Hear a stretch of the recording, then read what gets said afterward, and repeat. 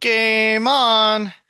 Welcome to another episode of Two Ales and Hockey Tales with Wally. And today I am so excited to have on a freshly 40-year-old from Linwood, Washington, USA. His hockey journey has taken him to the USA, Canada, Wales, England, Scotland, and Australia. Seventh rounder with the defunct Phoenix Coyotes. Came up as a puppy with the Cowichan Valley Capitals and averaged over 200 PIMs a year, earning his way to the Western Michigan Broncos, and became a legend on campus within weeks, smashing poor kids all over the ice. Was named captain of the Broncos his senior year and mentored the puppies that went on to change the program. Dabbled in the A and the coast for 3 seasons before putting up 296 penalty minutes in the old honey hole, Cardiff, Wales. The next season, he played in the USA, England, and Australia. Then was a meanie weenie with the clan of Glasgow, and for fun put up 500 penalty minutes in 2 seasons with the clan. And he is now coaching the kids. Welcome on, Chris Frank. Couple snaps. Gets better and better every time. I practiced a lot, Chris. You were saying you don't think we've done this since 2022. That's wild. Yeah, yeah. I remember actually, I think you got into a pinch with somebody who ghosted on you. And I remember I was in a totally different place in life at the time, like trying to build a house and we were in our rental and I was trying to build a shed. And you Uh, just dropped everything and chatted with me. let's go. Yeah, I needed a break. I Oh needed a no, break this this is time. a break though. Yeah. It's fun every time, and people probably think I'm crazy how much time and effort I've put into this. But man, when you can text someone and see a buddy you haven't seen since 2022, and like we were brothers, like for life, and now we get to see each other. Yeah, it's so nice. Technology can be good. It has its perks. Yeah. But I meant to ask you this time. It wasn't because someone ghosted me, Chris. Don't feel bad, okay? I was really, into it back then and trying to pod all the time. I meant to ask you this time to have you on because your uncle reached out to me on Facebook. I don't use it much, but he contacted me and says it's Frank the Tank's birthday Yeah. and asked me for a birthday video. I'm like, yeah, sure, I can do that. He's like, well, I'm actually wondering with your contacts if we can get other guys that he played with to do so as well. And hey, Bob's your uncle. We did that, eh? Made it happen. I think so. My wife got a compilation video or made a compilation video of all of them. And then we watched it the morning of with the kids. And it was about 17 minutes long. It was awesome. But my kids' favorites, sprinkled with my favorite, probably my favorite of all of them for no reason other than it was just hilarious, was Reed Yancey's face. Saying something and then just sparking up a cigarette at the end just randomly. I thought that was just epic yawns. Then my kids were their favorite were you and Vex. And it was educational because they liked Vex because he kept saying I have old saggy balls. And so now my 6-year-old daughter keeps telling me I have old saggy balls. And my kids also liked yours, and it was educational because my son says, "What does getting me laid mean, Dad? What is what does he mean by you're getting me laid?" So Did, it was did an I say that? overall awesome experience. Yeah. Well, I thought it wasn't all supposed to be PG. I didn't know you were watching them with the kids. That was your, hey, if anybody's to blame, it's your wife because she had to have watched them before clearing it to Oh show the yeah, kids. for sure. Yeah, the Welsh have iffy values sometimes, so it works out. And actually, yeah, speaking of she's Welsh, is it wasn't just Western Michigan Broncos that made videos. Dr. Piglet made one, and he mentioned that he might have been around when you met your wife. What a Yeah, small yeah. hockey world, eh? And he was my first ever podcast. Totally, man. He was a big part of connecting Gemini and being my wingman and helping me out get her phone number on my I don't even think it was a flip phone. I think it was the brick. Oh That's how yeah, cool I the was in my big blue Crocs. Nokia phone. That's what I had in Germany. Yeah, exactly. The burner. Yeah, I didn't take nearly as many selfies with that phone. I don't even think it was possible with mine. No. But yeah, no, when your uncle asked me to do that, and I haven't had much time for podcasting, I was like, oh, a new challenge. Can I get this done? And started a group chat without you with the guys. And I asked for videos. And man, a week went by, crickets. Yeah. So, like my pregame speeches that can be inspirational, I sent Uh-huh. out a text and I said, you guys aren't fucking good enough. This is fucking bullshit. I've asked for videos. Frankie needs it. He's turning 40. And you know what? The leader Vex is Yeah. within minutes. He's got I a love it. video, not just individually to me, in the group chat, setting the bar, saying, we're doing this, fellas. Let's I go. love it. I love it, man. It meant a lot. It was so cool to see everyone. And I know how the day-to-day life, um, it's hard to fit one more thing in nowadays with how crazy things are for all of us. So the fact they were able to actually get their phone out, think about what they were going to say, take the time to send it off and everything else amongst, I know Vex is a brand new dad and look, half the guys were in their cars, so obviously on their way Waiting from point outside A to point arenas. B. Yeah, yeah. So I mean, it meant a lot that they were willing to take just a couple minutes to do that. Well, as soon as Vex did it, the first message in the group chat was from Daryl Moore, and he says, "Fuck, I miss those days. Fuck, I miss you guys." And then the Yeah, videos just started coming. that's so cool. And I think it's kind of like doing this. It's like when I started doing this, it got like when I have a guy on from one of my old teams, it gets the boys talking again. If I have a guy on I know that never played with, I see it on social media when we do it, it gets the boys talking again, you Oh, know? for sure, man. And Yeah. that's what it's all about for me. I mean, I definitely tuned into Kaner's video or Potter podcast last week. It was So great to you would hear have from been a him. senior when he's a freshie, eh? Just like you were a freshie when I was a senior. Yeah, I mean, my one of my favorite memories with Kanan, and there was a lot, where his dad, I think we were doing a house party at the what was your apartment complex called? The Arboretums? No, the No. oh man, Yeah. caught me off guard here. Oh, What University was it Club? called? What, U Club? U Club. U Club. Okay, yeah. We were Yeah. How we can were we actually forget that, man? That was an epic spot. somehow somebody ended up at the U. Oh, I think Vex and that hit half our guys ended up at U Club anyway. So we were at a party there, and all of a sudden Kaner got me. I want to say Galleon Weaver. And he like got us to the side. He's like, "Boys, come with me, come with me." And so we went. It was actually, I think it was Bubbles and those guys' old place.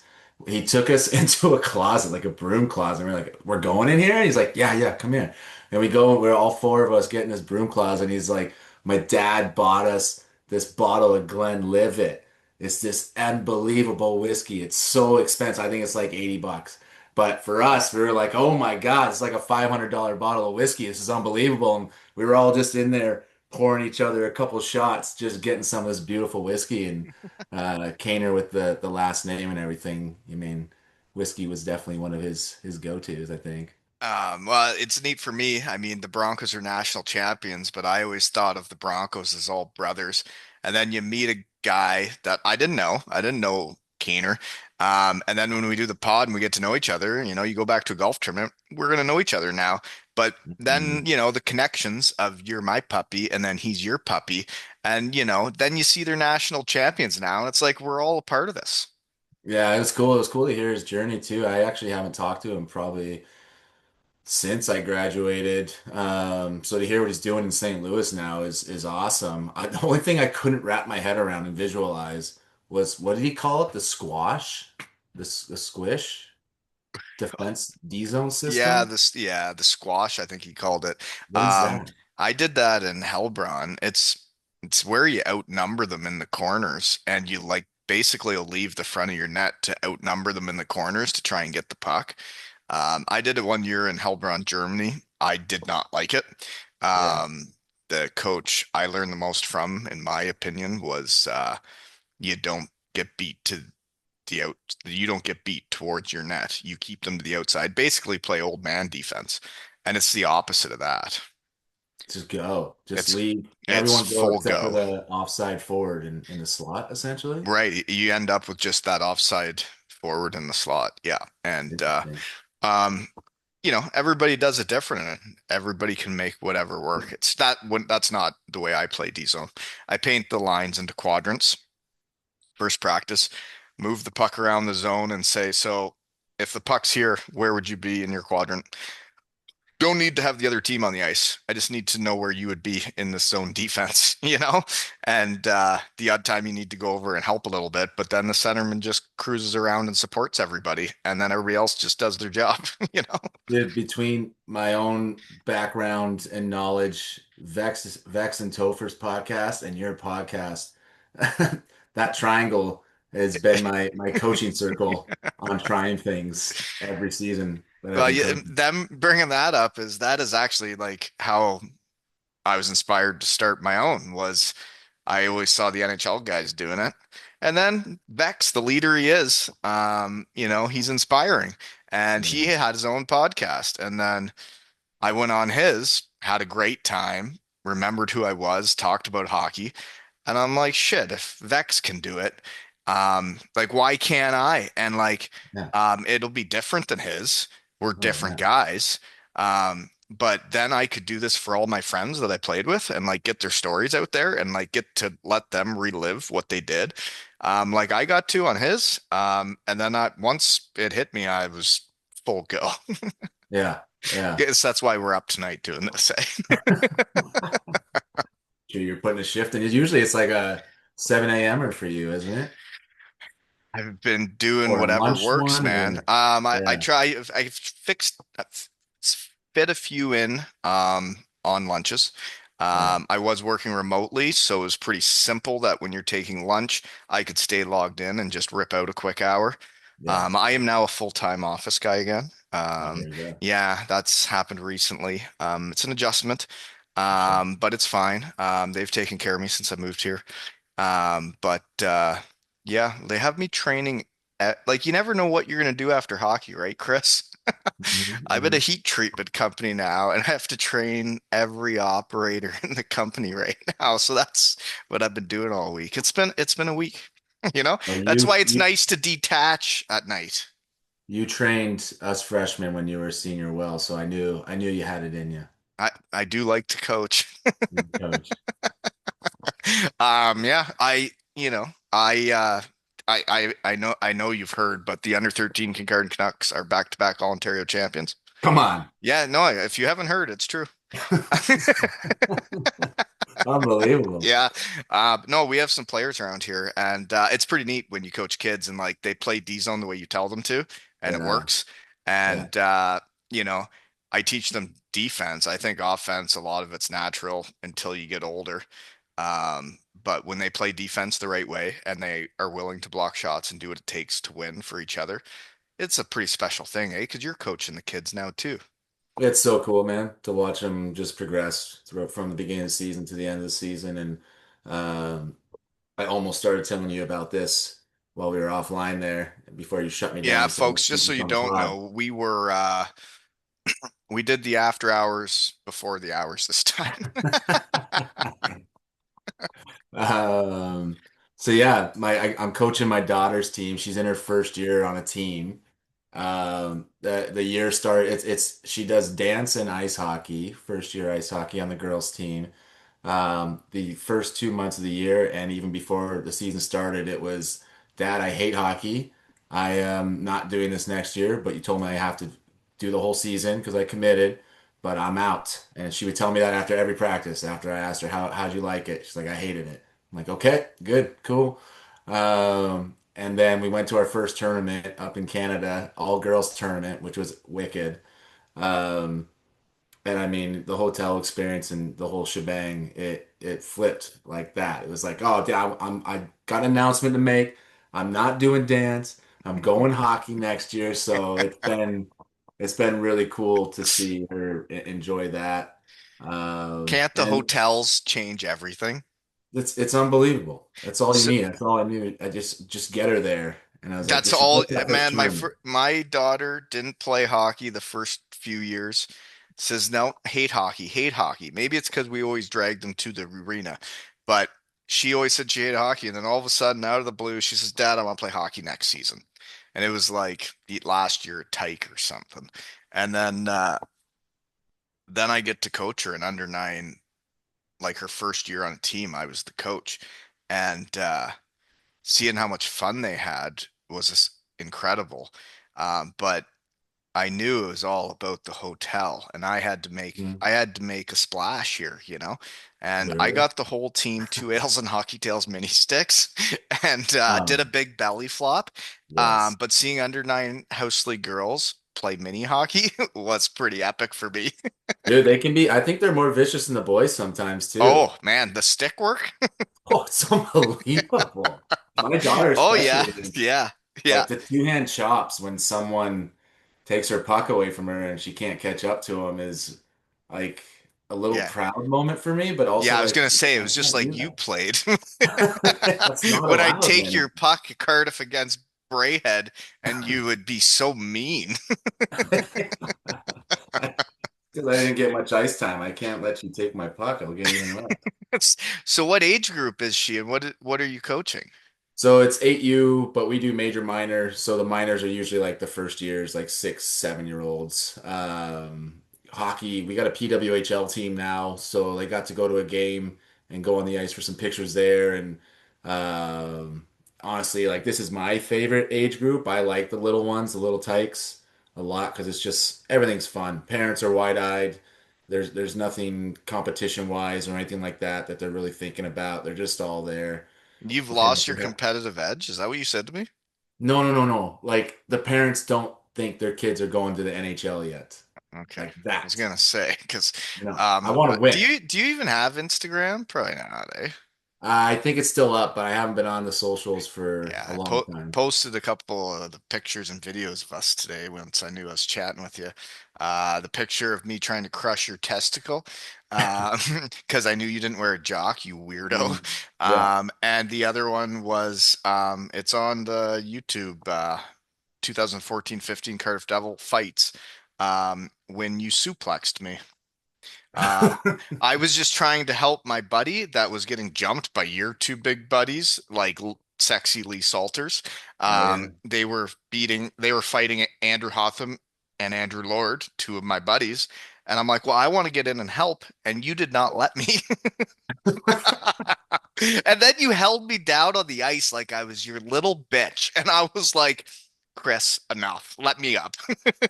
If I could remember, if I had to guess, I'm guessing you were just getting a little too close to Zach Fitzgerald, and I saw that guy rearrange people's faces too many times that season. So I was just trying to help you out as a No, fellow Bronco. yeah, no, I knew not to go near him, but I did make a mistake one game.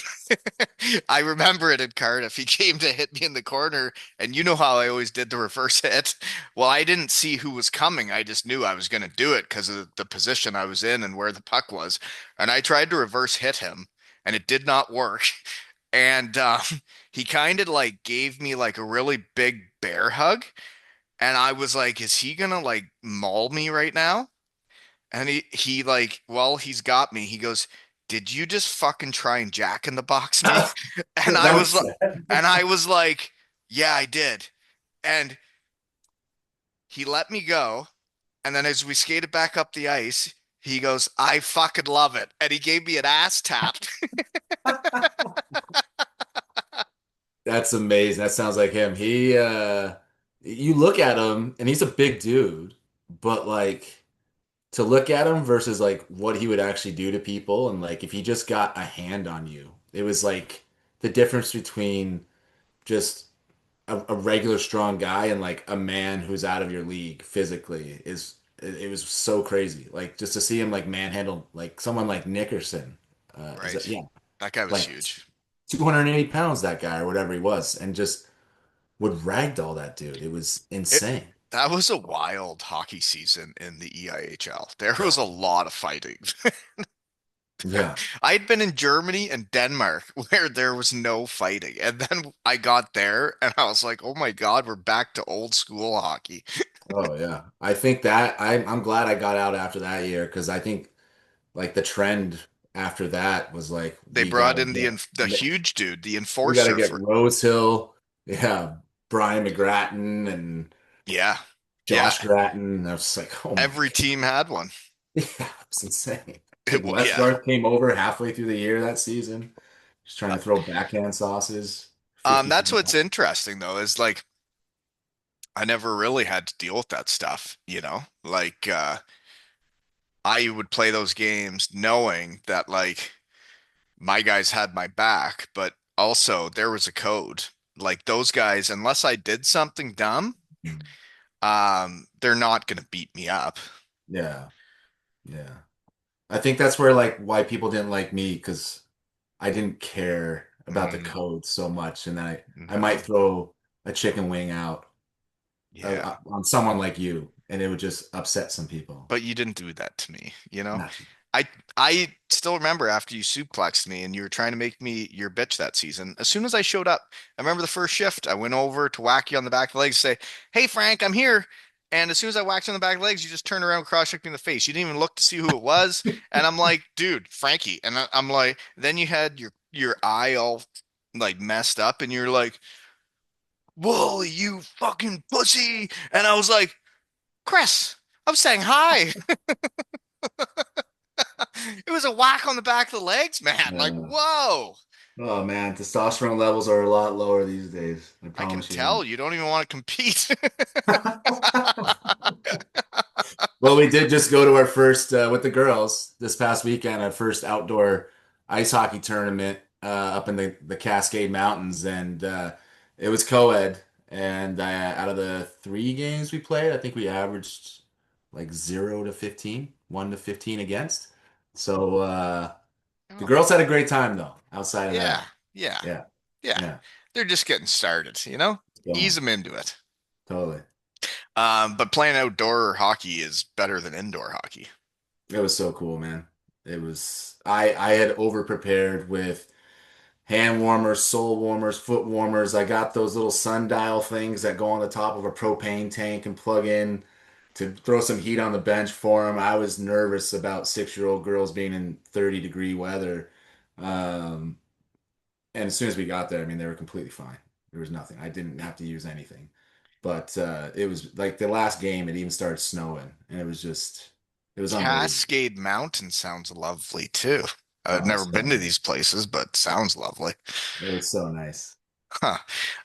No, like I would say doing the podcast and coaching kids is what brought back my love of hockey. And now I love it more than I ever did because when the game ends and you move home and stop talking to guys and it's all just faded memories and you're a different guy now and living a different life. Once you get back around kids and a hockey team, like you're on a hockey team, like whether you're the coach, a player, you're back around it, you know? Now I get why people are like physios and equipment guys and Yeah, referees and linesmen. You're back around the game. it's addicting Yeah, yeah. for sure. And I you can agree. lose it for a while, you know? Like when I came back, I had lost my, zest for the game, you could say, because I was pissed off where it put me in life. And I'm like, all of my buddies are established and have jobs, and I'm starting over in my 30s. Yeah, Yeah. it's tough. I mean, we also I love it because it ends up like those are the parents on some of the kids' teams are like now my friends, like my kids' friends. Like that's the community that we interact with. It's just for the Oh, most part, like the majority of those people, especially in Washington. I played hockey with a buddy growing up as a teenager in Washington, and he's a skills coach for our association now. And like we were just chatting about hockey in Washington because he coaches higher levels, and he's like, "Man, hockey sucks in Washington."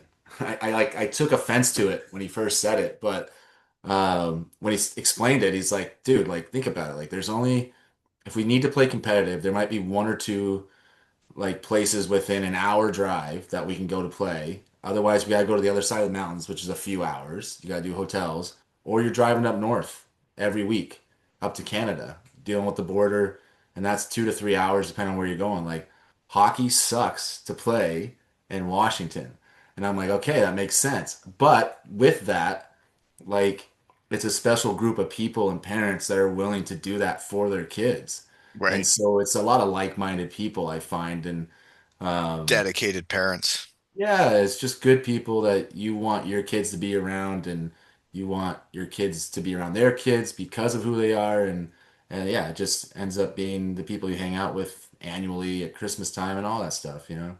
Well, it's totally true. I mean, I've been in this town for like 10 years now, and the first few years, hard time getting to know people until my kids were on hockey teams.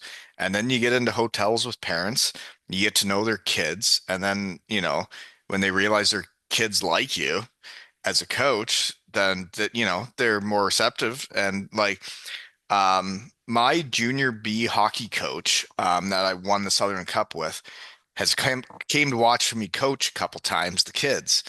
And at the one lobby, he said to me after, he said, you should really realize how lucky you are. The kids you got playing for you, the parents in the stands. And he's like, you're living small town Ontario, Canada hockey, and you're doing it for the right reasons. And he's like, um, you should feel lucky you're doing this because some people you see the guys coaching pro now or coaching minor hockey in Germany and that's their job and you're like Mm, Jesus Christ, I can't even imagine that, like yeah. getting paid to coach minor hockey where you do it for free. But I am very fortunate for the kids I've got to coach, the families they came from, and I guess like I always say the good people win. Um, winning back to back, it took parents, the kids, it takes everybody to win. Oh, for sure, especially at that level. It doesn't matter what age. I mean, my buddy's kids play on the AAA team over here, and they're in the Pakaha. Are you familiar with Pakaha? Is that or is No, that just a Vancouver thing? Pakaha is like the regular season, probably Toronto, whatever Toronto loop. calls them. Yeah. So Washington teams go up and down there to play in their season, and I mean they went to a tournament over Christmas, and they went in flight, the top flight, and just got destroyed. And I mean, the level of talent up there is another level. It's Oh, insane. and it's weird, right? The way you're talking about Washington is kind of like the way I thought of like St. Louis and a lot of the US places when I was a kid. And Yeah. now you see what Vex and Kaner are doing in St. Louis, and you see the puppies coming out of there. And like you even see who NCAA teams are recruiting now. They used to need Canadians. They don't Mhm. need Canadians anymore. They don't Yeah. have any Canadians hardly. Yeah. And it's like all these places that started from not much, but the game keeps growing. And like you guys having a PWHL team, man, girls hockey's booming. It's got to be the fastest growing sport in the world. And maybe I don't know what I'm talking about, but you should see how many girls are playing hockey now. When I was a kid, we didn't even have a team. Yeah, I mean, 8U, when my son was in 8U, well, like 5 years ago, there was one girls' team. I think there was like 10 of them for 8U, and our association had three rinks, and they would have to like rotate through three rinks for their practices. Now there's a full girls' team at 8U at every rink, at all three rinks. It's crazy growth. And I know the Kraken are trying to build a massive girls program as well. And there's a couple more rinks being built over here, which isn't easy to do. So yeah, it's definitely booming. It's going to be cool to see. Um, in fact, like the girls program, I kind of wish the girls coordinator was running the entire association because they get like nutritionists that will come talk to the girls at all any age group can come and You're an they'll under eight, dude. yeah, but it's for like the 14 U's and Yeah, 16 I U's. hope so. But it's just so cool that Let the girls live. they You can't make Vex be their roommate already. yeah, we need to stay away from that for sure. Mm. Um, but yeah, no, I hear you. Like, I think the girls' game is like it's just going to continue to grow, but like the boys' games in Canada, I think it's stagnant. It hasn't grown in a long time. Um, the people who play hockey, but girls is growing. Um, but the US, I mean, I think they just keep getting stronger, and those cities that have the facilities and then become hockey towns and have hockey guys coaching the kids, it's just going to keep going. Yeah, for And then sure. if they got you there, they're pretty lucky. Yeah, it's been a wild ride with my son too, because he was playing travel teams the last couple of years as a player, as a forward. Had some pretty nice hands actually. And then last February, he told my wife and I he wants to be a goalie full time next year. And we were like, all right. Sat down with them, talked to him about what that actually means, the cost associated with switching all the gear over. You can't just go back. Like, hey, you might. I'm not saying you can't make a travel team next year, but I mean, you're going against kids that have been a goalie for a while now and Are established with the coaches and whoever. all that stuff. And so we're like, there's a chance you could end up playing house and maybe you don't get to go to as many tournaments, all that stuff. And he didn't even flinch, didn't blink. And so, yeah, we went all in with the goalie thing. He's been doing that this season. He's on a house team. It's been working his butt off and it's been awesome to see how much he's improved over time. But as And a coach, he's into it. oh, he loves it, dude. But as a coach, it's been a different kind of challenge where you go from coaching kids who on travel teams, like they're hungry, they want to improve, they'll listen, they get concepts. A lot of them, for the most part, kids that play travel, they know how to compete. Maybe some compete more than others, but the compete is there. House will have it's at times almost like the first movie of the Mighty Ducks. Like you got some kids that compete and skate, and maybe their parents just don't want to pay the extra money. And then you got some kids who Don't barely give a shit. don't care or like it's their first time on the ice almost. I literally had a kid who was the same size as me come up to me the first practice like, Coach, I don't know anything about hockey. I'm like, cool. I can work with that.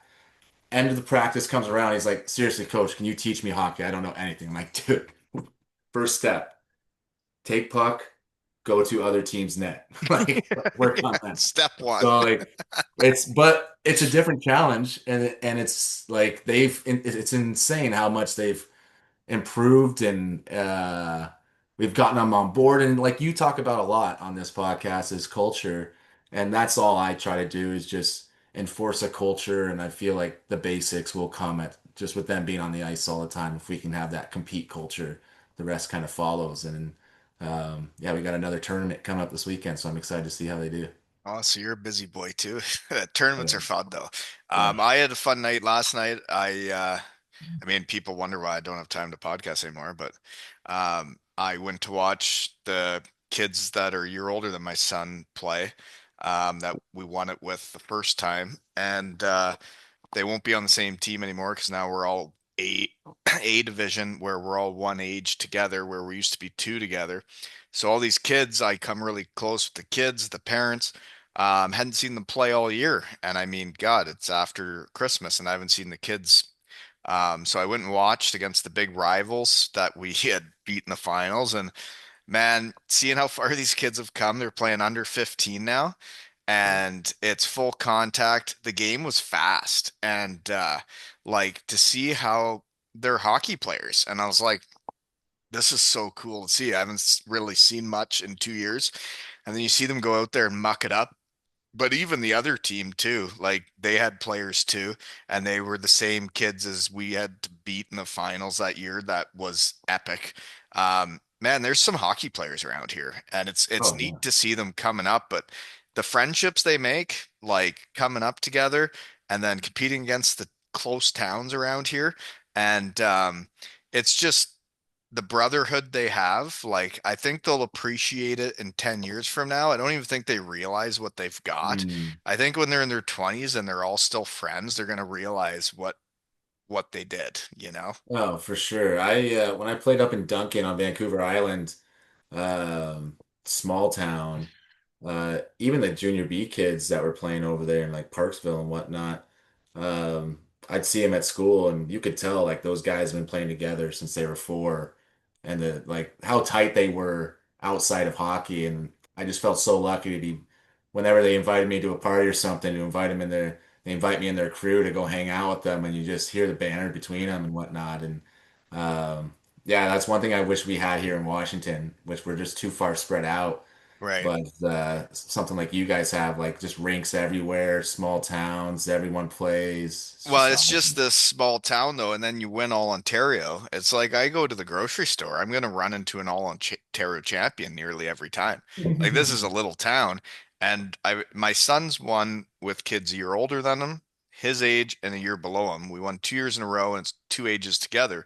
So there's so many of these families that you become like family, and then especially when you win, and then the kids come up and give you a hug or a fist bump, and it's like this is what it's all about. And It's so I cool. find it interesting because there's lots of kids that from the first age they could make AAA leave and are gone. And I mean, you can do that, but the kids you play with, you're not going to see them around town. You're not going to see them in the grocery store. And Mm, at hockey at that age, do you really need to go? I mm. think if you're going to be good, you're going to be good. Um, Effort matters and how much you practice. But I don't think you have to play at the highest level and travel all over the world when you're 9 years old because it's not going to change who you are when you're 17. Oh, it's crazy, man. I actually think about this a lot because I have some friends who are already thinking about this with their 12U players.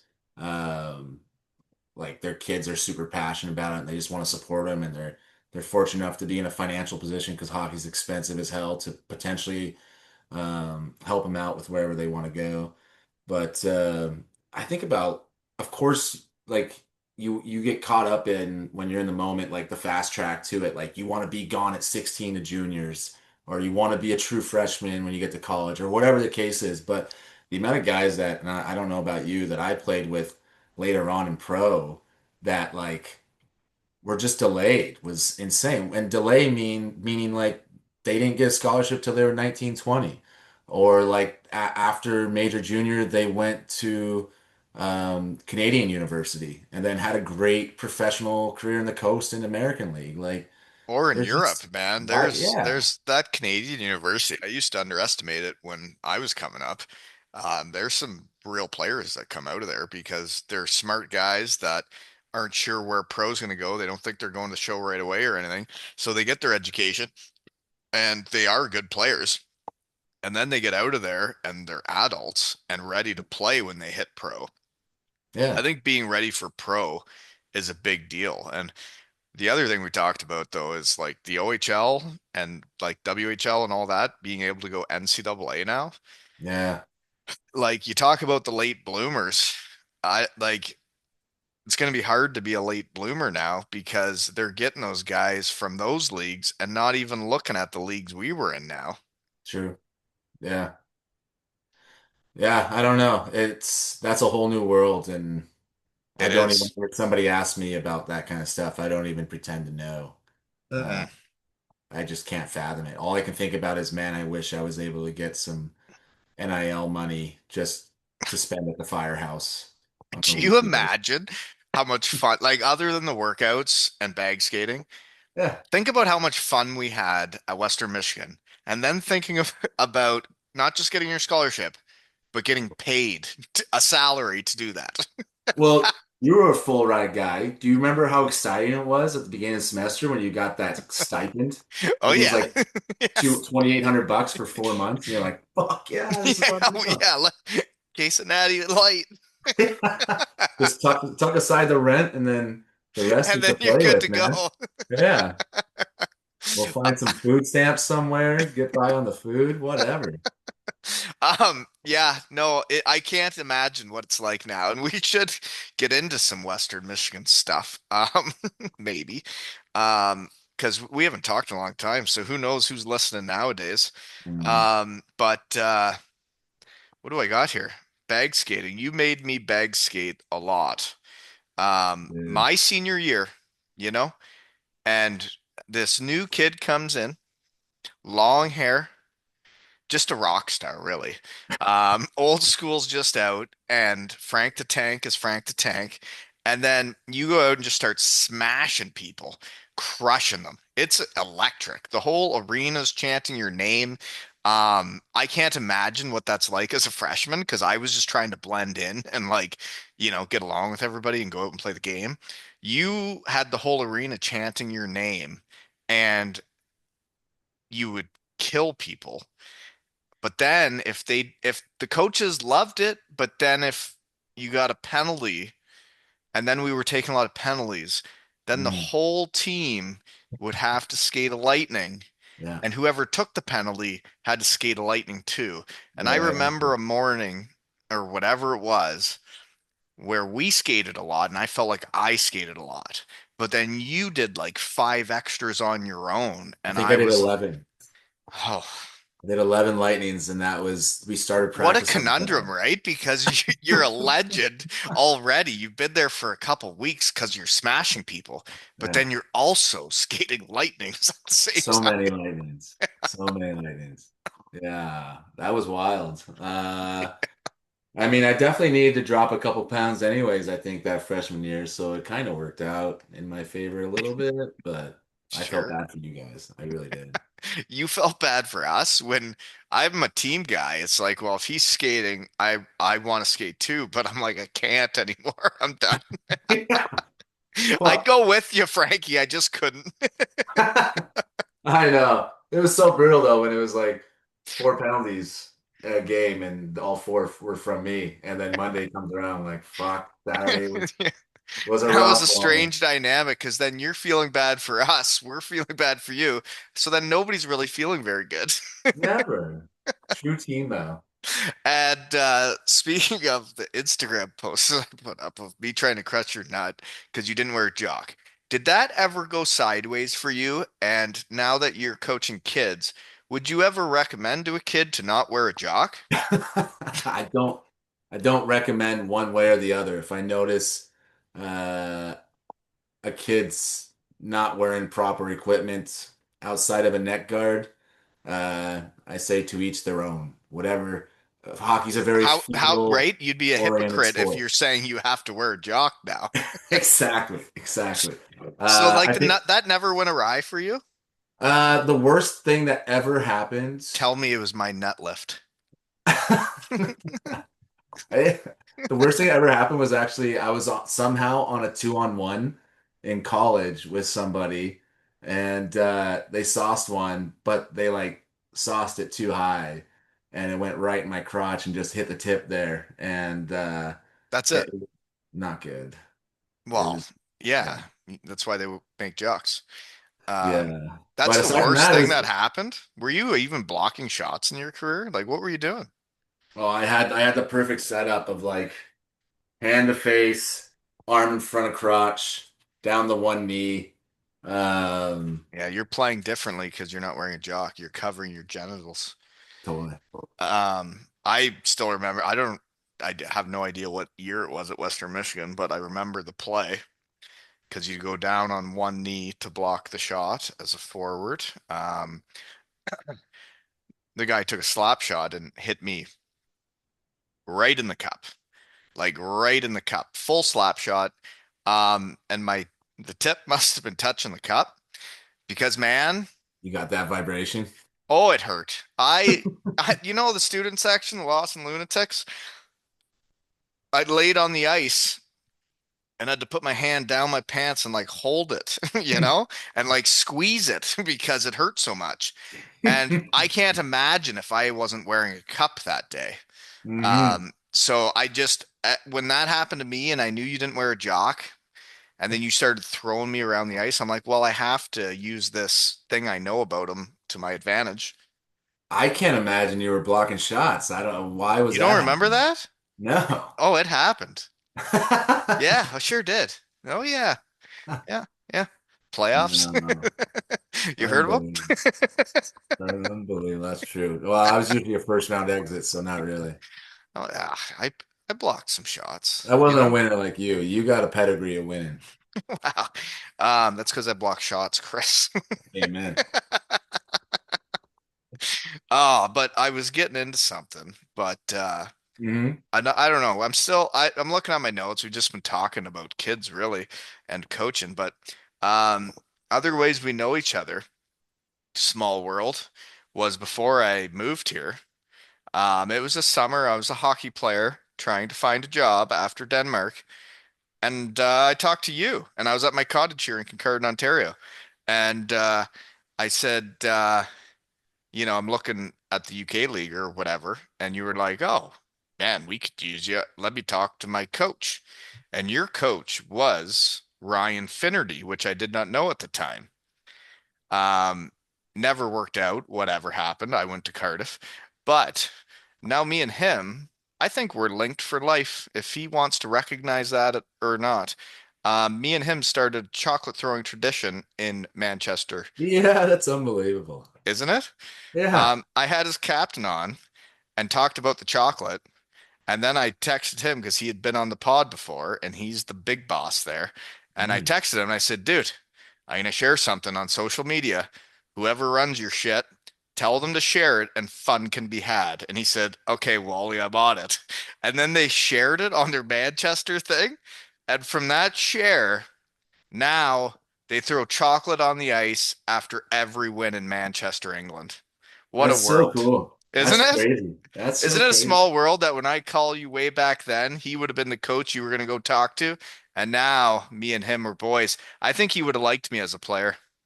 Oh, he would have loved you for sure. You're literally his kind of guy. He was always, I mean, of course, he tried to fill a role, but I mean, his big thing was always like chemistry, culture. Is he going to be a fit with the locker room? Like, is he going to get on? Will he have a couple drinks with the guys after a game? Um, like you would have been so perfect for that season, dude, Oh that I was yeah. in. And I think that's why like we got along when we did the pod. He hasn't came back on yet, but then I even sponsored that captain and then we had like a deal and I'm writing with Fenner like, yeah, I'm sponsoring your captain. And he's like, this is funny. I'm like, it sure is. That's hilarious, dude. Are you still doing it? No, no, no. Yeah. I get pro bono sponsorships now. Oh, I'm a sponsor of the Cardiff Canucks. Um, yeah. yeah, which Hendo, did he play with you in Brayhead or was that later? He played after you. So I actually played with him for a hot minute in San Francisco, that inaugural Ah, season in the coast before I went back to Sheffield in the lockout season. Um, he was a great guy. He was really good to me. he's a great So he guy. was I with have you good taste in guys. men. Did I ever tell you that? You sure do. I know I do. He was in Cardiff the one season I was there. Because I remember we got into a scrap in Cardiff, and like Oh, he you was did the thing where you like had the I belt and did the all I and did he had the like just yeah, you did the guns and he he was had so like angry. just fell down. And he was I like, know "Are he you was so kidding me?" angry, but That's I part don't, of that YouTube video too. Cardiff Devils Fights 2014-15. It's on there, folks, if dude. you're wondering. The EIHL, at least back then, and I learned this the hard way my first year, was the fans just wanted to be entertained.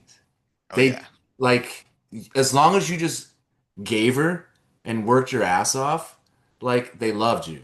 And Hmm. so like I'm like, okay, I get it. So I get into a couple fights and I do like the old like the unwritten code, old school thing, like don't celebrate, just go to the box, whatever. And then I got guys that are over there for years and they're celebrating after a nothing fight. And the fans, their home fans, are losing their mind. I'm like, well, what is going on? I thought I had the edge on this guy, and somehow it like turned around, and now they got momentum because this guy's selling. And so Right. like I kind of figured it out, and like I did the Frank the Tank thing on my very last fight of the season when I was playing for Cardiff. And at the end of the year, I think I got when they did the team awards, I think I got an award for best missed marketing opportunity because I did it the last game instead of the beginning of the season. So I was like, oh, I'm not making that mistake if I ever end up back in this league. So I did it. And Hendo, first year over there, learning EHL can be a big learning curve for a lot of North Americans. Um, and he was pissed, dude, because I remember at the end Oh of the yeah, he season, was. I remember dude, it. end of the season, we go to Pigsy Stag, go skiing somewhere, and it's just me with a bunch of Cardiff Devils from that season. And a couple of Pixie's buddies I knew, and I'm parked up at the bar with him, Hendo, and Lord, and the first thing Hendo says to me is, "Why the fuck did you Sully like that?" He was he was straight faced, man. I was like, Hey, "Whoa, oh man, and the hey testosterone friend." was so full back then. You Yeah. guys would get along great. Oh, for sure. I mean, we enjoyed each other. We had a fair share of bevies and nights out when we were in San Francisco. He's a good dude. Oh yeah. Yeah, I protected him for years. In my rookie year in Dayton, Ohio, well, one time I knocked a guy out. That actually happened, Did Chris. you? Yeah. Oh, yeah, like well, I punched him in the face Yeah. and he left the game for the rest of the game. There you go. Yeah. He had suckered me the night before, and I told the coach I'm fighting tonight. So like Hendo knew what I could do. So I just kind of protected him in Dayton. And then once we got to Cardiff, everybody knew I protected him. Who's the guy that you talked about for a while there that was in Coventry the following year you hated? I hated some guys in hockey. Coventry, super dirty. Like you said, you'll never have him on your podcast. Oh, Noble. Noble. Yeah, I fought You him. fought him, didn't you? Yeah, so when I was in the AHL, the fighter Sugar, Brandon Sugden, I'm Oh, get to the AHL and it's all these monsters that can like really fight. And we're going over it. He's helping me after practice. He goes, "Man, you're so small." He's like, "What I would do is he's like, get a hold, keep skating forward, and just throw one haymaker, and if you miss, fall fall down." down.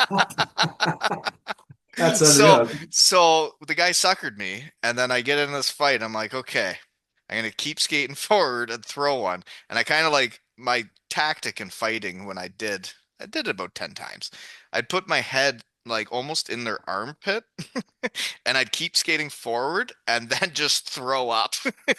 So then they couldn't get to me because I was skating forwards. Yeah, But, then, some of these guys were just too strong that like if they would have, but that Noble wasn't. I mean, I just missed him, man. There's a video, I just missed him with the one haymaker. He got a couple in the top of my head, but yeah, nothing, unexpected. nothing. Oh man, I wish I would have seen that. Yeah, Is it it on was. YouTube? Yeah, yeah. There's if you look up Noble Joey Martin like suspensions, it's right at the start. It shows how it went down. And then the funniest thing is I go to Joey Martin's testimonial last summer after we have that fight, and I maybe missed him with that one haymaker.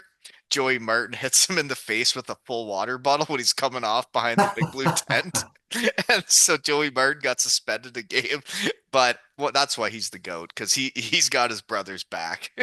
Yeah, I can't believe that dude's still playing. I can't believe Richie's still playing. Batchy just retired down to the lower league But he's now. still playing, and I've seen videos of him mucking it right up in that league, like fighting. Oh, I Yeah, bet. Is yeah. he fighting? Well, and it was like right when he first got there. I saw a couple videos right away of like getting into line brawls. Who's crazy enough to fight that guy down there? I don't know, but they must have tried. I think it was a line brawl, and he was just a part of it. But yeah, like Richie, all-time leading games in the UK league. The guy's a robot, Yeah, I just think about like the things that I can't do nowadays, right? and how hard it is. And then to think like They're still playing I, professional I stopped hockey. thinking I could actually go back and play like a good 6 years ago. Mm, Like for the first 2 or 3 years, I remember the first or second time I went back to the UK to go visit with Jim's family. I remember like sending a message to Kiefer and being like, "Hey, buddy, if you're shorthanded or anything, I'm in town. Let me know. That's the one country I've never played in before. It'd be pretty cool." Um, but crickets, obviously. But yeah, I mean, I haven't thought I could even sniff with those guys. I can barely keep up with the 12 U's now, I without understand. getting tired. So to think Yeah. Richie's still doing that stuff and just how like I just wonder like how sore his body is after games and all that stuff. Or maybe it's not. I I don't don't know. think it is because of how well he takes care of it, and like I he's suppose. he's so in shape. I just saw him at the testimonial, and like He's in the same shape he was when I played with him, maybe So better. crazy. He couldn't have got balder, so like nothing's really changed. So What a yeah, weirdo. like it's very strange that these guys can do it for so long because you're right. Like I know I have to go to Germany to play a hockey game in February.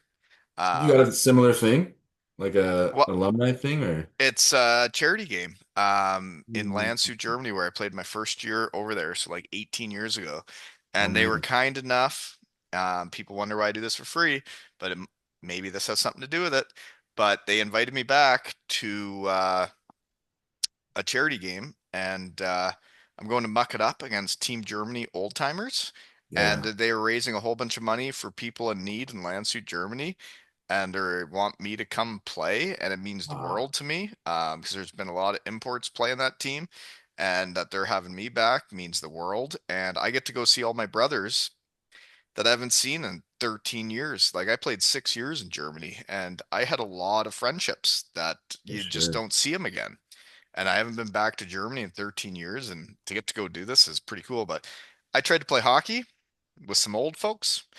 Um, they're faster than me. They competed harder than me. Um, and then I had to go to the chiropractor after, and I was completely seized up. I couldn't really even walk or move, and I bet you they went and played the next day, and I Yeah, man. couldn't. Yeah. I honestly, I don't even have like a desire to put the gear on anymore. Like I don't Oh, it even takes a serious think game about it. for me to get the will back. But Yeah. this one in February is real, and I was just trying to get prepared for that. And then I realized maybe hockey playing isn't how I get prepared. It's like actually like just exercising safely without getting injured. Maybe a couple stretches, hammy stretches every now and again. Stationary bike, maybe. Foam Yeah. roller. Just sitting there and watch the TV and let the pedals do the work. Something's gotta happen before February, and it's coming quick. That's Shoot. unreal that you still do it. You get invited to that stuff. Like It is weird. I check in on the EI like the EIHL at least once a week just to see the stand and see what's going on. And I mean, I don't think there's anybody on Glasgow anymore that I used to play with. Cardiff is just Richie, and then maybe a couple guys that Bouncy, he was the year I started. He's played having his again. testimonial this year. So you So still got a chance. what? You still got a chance to get invited to these things then.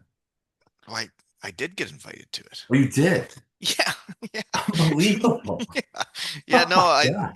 no, I'm on a roll. How many have Um, you done now? I've been invited back to Europe 9 or 10 times and being retired Holy, for 10 years. dude, that's insane considering it costs them money to invite you over, which means like, and I Well, know you're a good guy and you might pay your way to just help out the cause and whatnot, but like, still, I imagine their original intent is to pay for your way to come over. So it speaks that volumes about you as a person. oh, shut your I'm fucking being mouth. serious, dude. It's Shut crazy up. that Yeah, you're getting I was on invited. really good teams. No, but I've been in Germany in Bietigheim. I was invited back to 3 jersey retirements now. Um, I missed them because I was going to Cardiff. Um, Hmm. and well, actually, one of them I was still playing, and I got to play in the game, and I was there for my buddy's jersey retirement. The other two, um, I missed because I was already going to Cardiff for batchies, and then the other time was my centerman in Bietigheim. I was having my own night in Cardiff. So I had to miss that one. And now this year I committed to going to Germany, and now Bounsy's having one. And I'm like, Oh I shit. can't keep up with this stuff. But then Richie invited me back to his first one. And I couldn't make it because I didn't have vacation days in the real world yet. Yeah. So once I didn't know what a testimonial really was at that point. Now Yeah. that I know what they are, they very difficult thing to miss. Oh my But God. I told Richie I would never miss a second one. If you play 20 years on a team, that's something else. Um, but if I have to miss Bounsies this year. Man, that's gonna hurt because I know how Yeah, fun it is.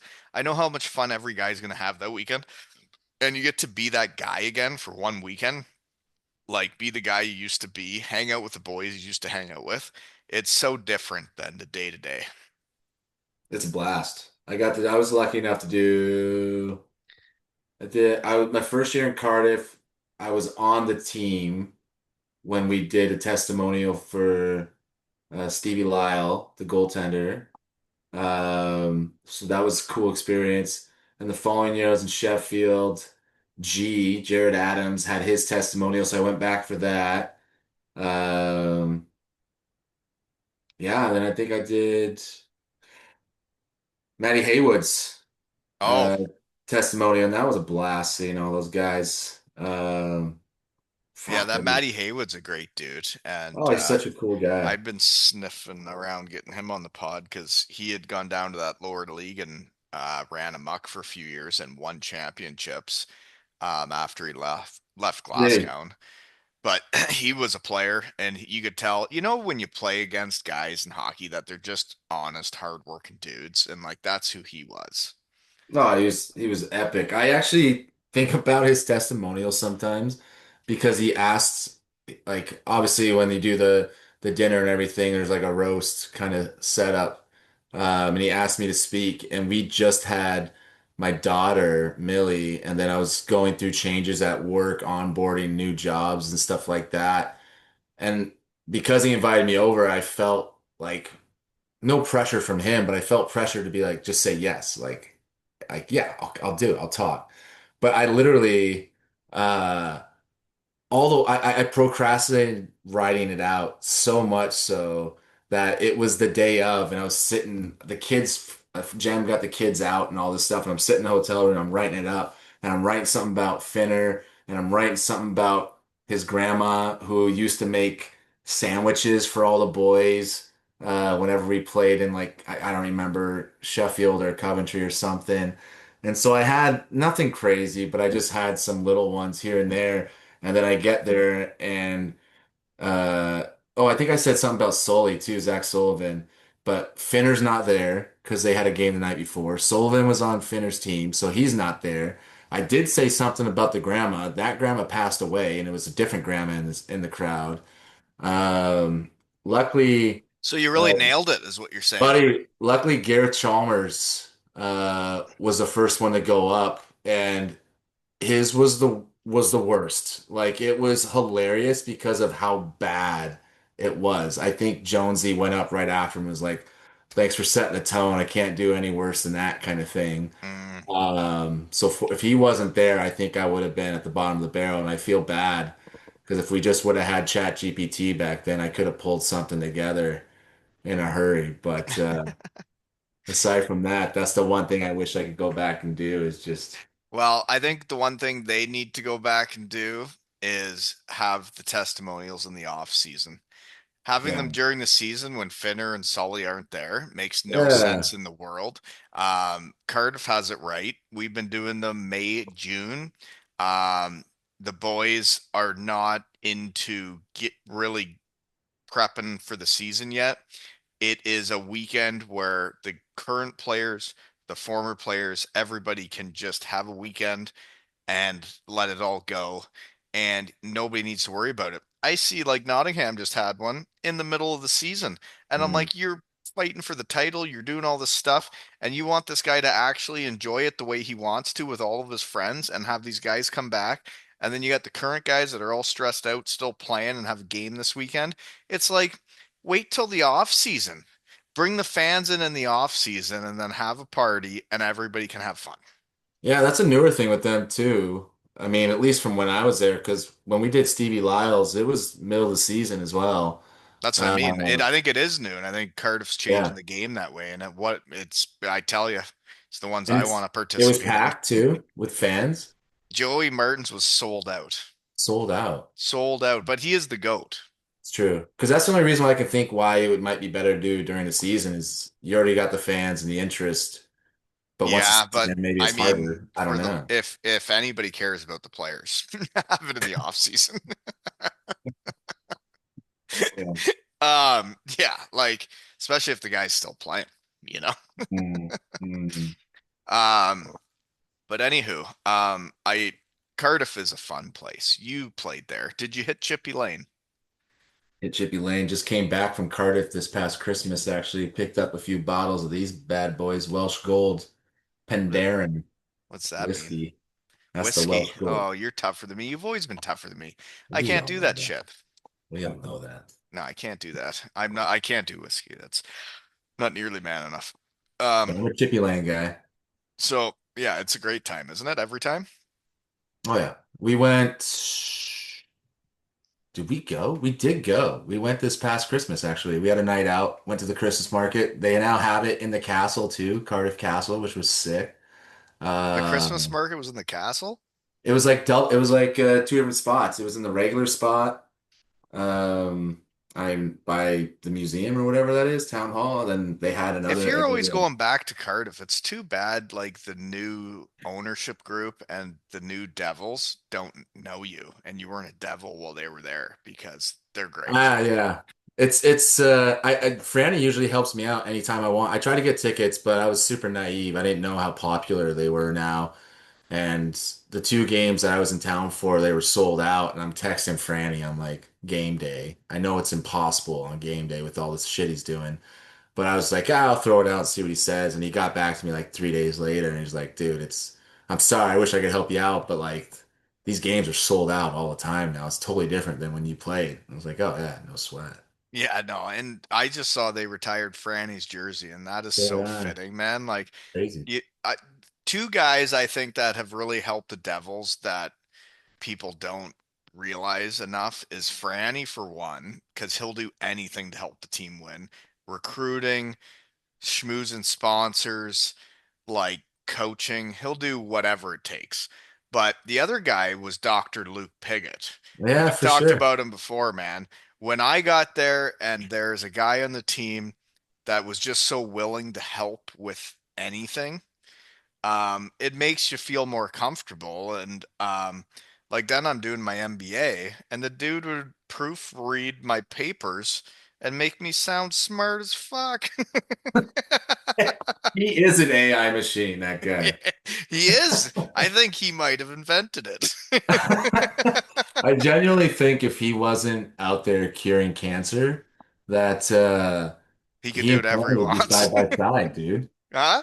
He and Franny would be side by side, just doing I whatever.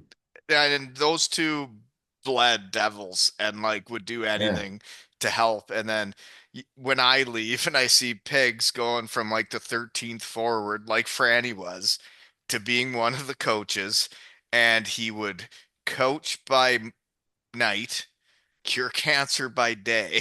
And it's like, And then be man, the party like liaison at night again. yeah, and he's That gonna guy need a didn't mess a night up. babysitter if it's a full night. Pigs needs a babysitter. He was the best. Isn't he? Yeah. Him Man. and Freddy, though, man. Like, I think that's how you see the Devils have so much success. But we've hardly talked about the Broncos and like their Mm, success. Like I see the Devils' success, but the Broncos are national champions. And like, you know, it was tough that my senior year and your freshman year. It was tough. We didn't have that good of a year. for That's all sure. I'll say. Yeah. But seeing where they're at now, and then, you guys were my puppies, and we have our senior trip. When you were seniors and Kaner was on your team and those guys, was there a senior trip?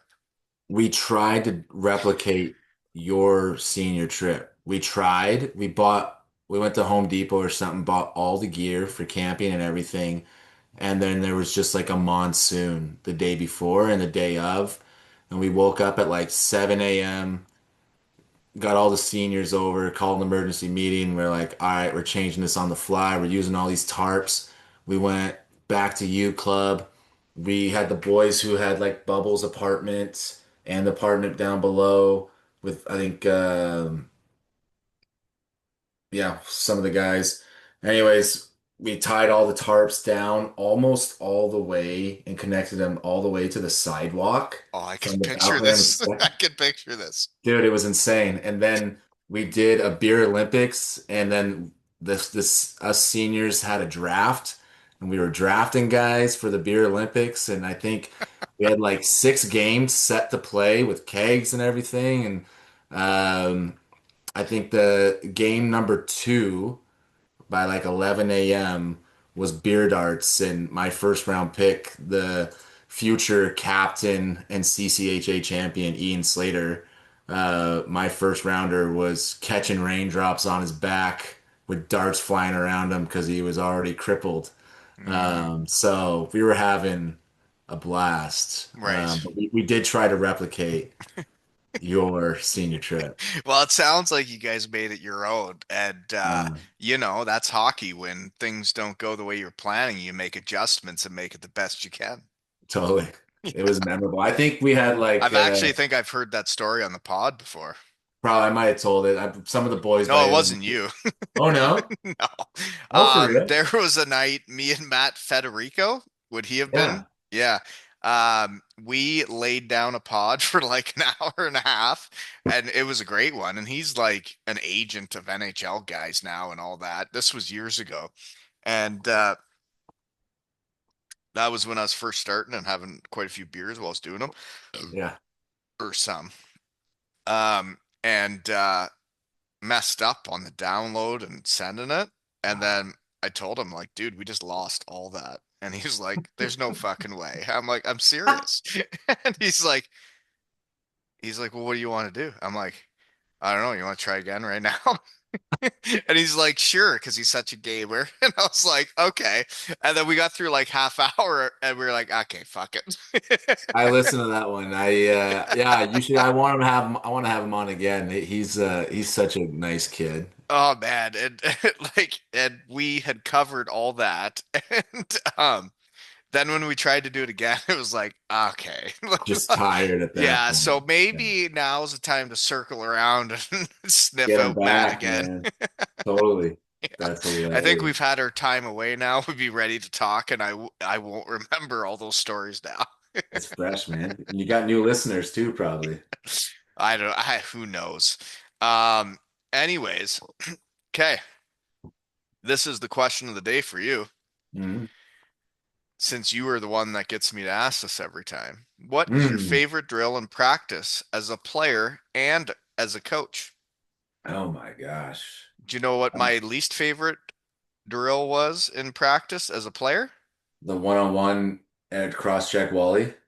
Where Jammer would say, Frank the Tank, fucking give it to him. Wally, you're not ready for pro. You're not ready. And then we do a one-on-one full ice, and he'd be screaming at you to give it to me. And then we would go for like a minute and a half, 2 minutes, one-on-one on the ice. Miserable. I felt for you, man. I tried to keep the hands close together so you weren't getting any lumber, but it What, looked good. sometimes people try to protect their like top scorer. Other coaches try to destroy him. It's different tactics everywhere you look. I I might have told this on one of the times I was on, but I actually had my senior year a fuck you war with Cole Hain middle of practice. And I seriously regret it because he did so much for me in so many ways. And I it's just understand. insanely disrespectful to do that. But um, we did this drill where it'd be a one on the net would be at the bottom of the circle, and it would be a one-on-one battle with a D at the top of the circle, and they would have them take slap shots. And I mean, I had just that weekend taken like 3 off the same foot and w was dying. And the freshman there, Petey, took a slap shot. I feel bad for him too. He took a slap shot. I hate this drill already. It sure enough hit the same exact spot on the foot from the weekend, and I fucking snapped. And I Hmm. went up to Petey, baseball swung at his ankles, and then Cole Hain blew a whistle. He's like, "What are you doing? Get off the ice!" Kicked me off, and I was just like, "Fuck you, fuck this, I'm fucking out," and then slammed the door. But man, like you're talking about some of the drills you remember that you just hated, and that was one where I just snapped, dude. I just couldn't handle it, understand why. why we were getting hurt in situations like that when we Well, battle so hard for 2 games in college hockey. yeah, and then you'd get hurt in practice. Oh, Another drill before you were your time, and it was your time to sick me. When I was a freshman, there was a drill where they'd put three forwards right in front of the net and two defensemen, and it was right inside the hash marks, right in front of the net. And I think it was a coach would pass pucks out to the forwards, and the DD. I'm not sure if they had blades on their sticks. It was a dangerous game. I but there were sticks breaking everywhere.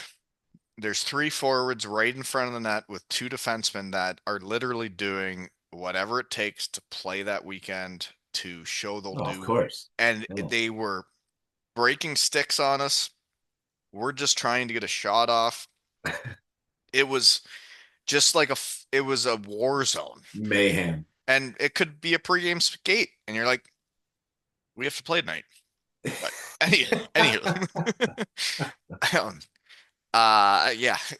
Anyways, what is your favorite drill in practice? Because I know some that I don't like and I won't do with my kids So as a coach, at least over here, we share the ice and we have to do half ice.